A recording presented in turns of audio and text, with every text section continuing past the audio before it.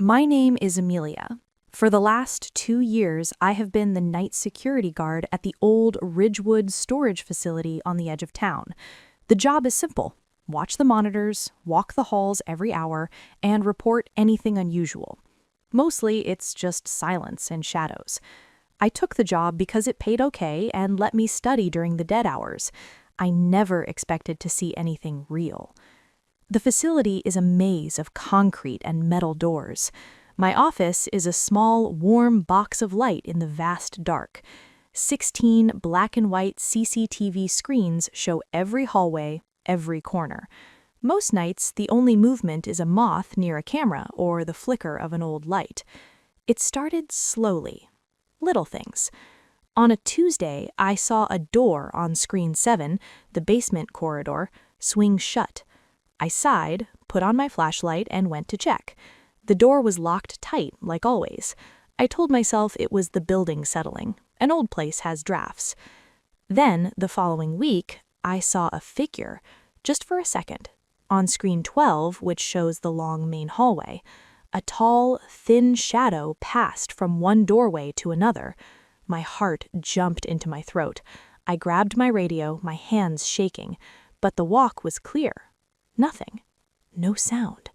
I forced myself to laugh. "You're seeing things, Amelia," I whispered. "Too much coffee, not enough sleep." But the feeling stayed, a cold dread that sat in my stomach. I started drinking less coffee. I played the radio softly for company.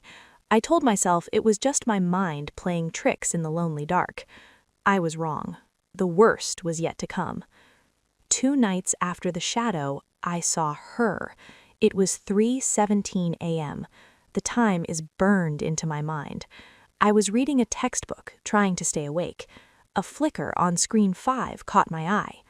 Screen 5 shows Unit 44, a dead-end corridor. And there she was, a woman in a white, old-fashioned dress. She was standing perfectly still, facing the wall at the very end of the hall. Her long hair was down her back. She wasn't moving. She just stood there. I froze. This was no trick of the light. This was a person, an intruder. My training kicked in, pushing through the fear. I called out on the loudspeaker. "This is security. You are not permitted in the facility. Identify yourself." My voice echoed through the silent building on the speakers. On the screen, the woman didn't move. Not a twitch. I called the police. My voice was shaky but clear. I kept my eyes glued to screen 5. She never moved. 2 police cars arrived within minutes. I watched them enter the building on the cameras. I saw them walk down the hallway near Unit 44 on screen 4. Then they turned the corner onto screen 5. The corridor was empty. The officers shone their lights down the blank wall. Nothing. They checked every unit door, all locked. They came back to my office. Kind, but skeptical. "Are you sure you saw someone, miss? It's easy to get spooked in here at night." I showed them the tape. We rewound it together. The screen showed an empty hallway for hours. Then, at 3:17, static. A fuzzy gray screen for about 10 seconds. Then, the clear, empty hallway again. No woman, no white dress. Just static where my memory showed a perfect picture.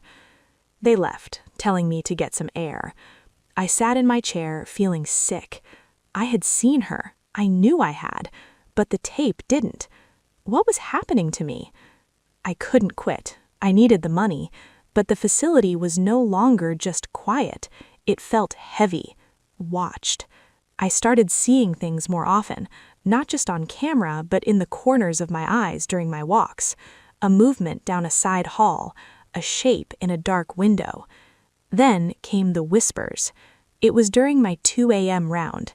The air was cold and still. As I passed the door to the basement staircase, I heard it. A woman's voice, soft and sad, coming from the darkness below. It wasn't saying words. It was just a sound, a sigh that turned into a faint cry. The hair on my arms stood up.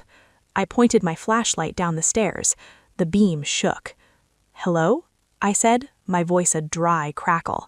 The whispering stopped. The silence that followed was worse. It was a listening silence. I backed away, then ran back to my office. I locked the door, which I never do. I stared at the monitor for the basement stairwell. Empty.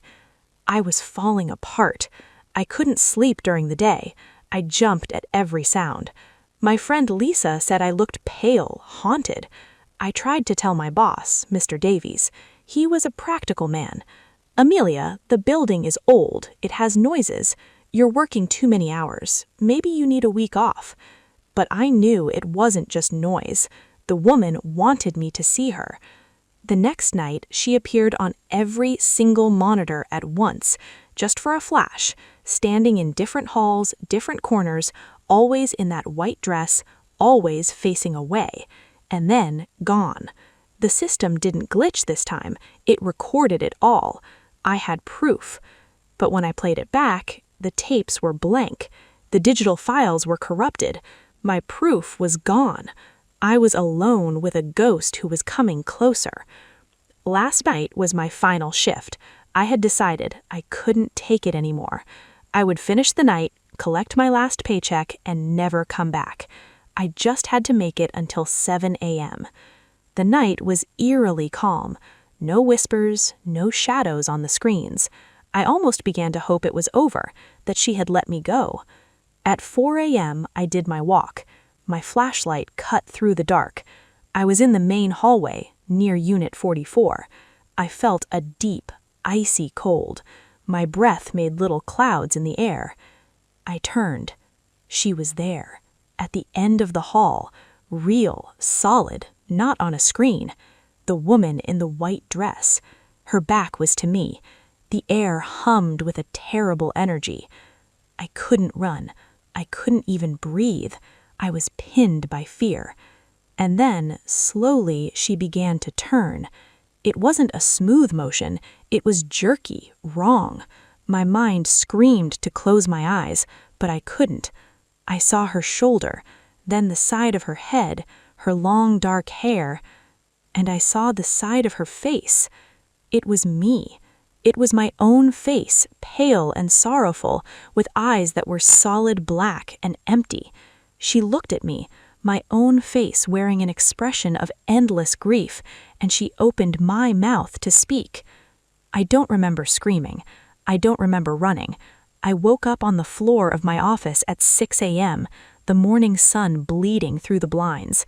My body was stiff with cold. I quit that morning. I told Mr. Davies I was sick and couldn't return. He just nodded, maybe seeing the truth in my eyes. I moved cities. I took a day job, but I can't escape what I saw, because the haunting truth wasn't that a ghost was in that facility.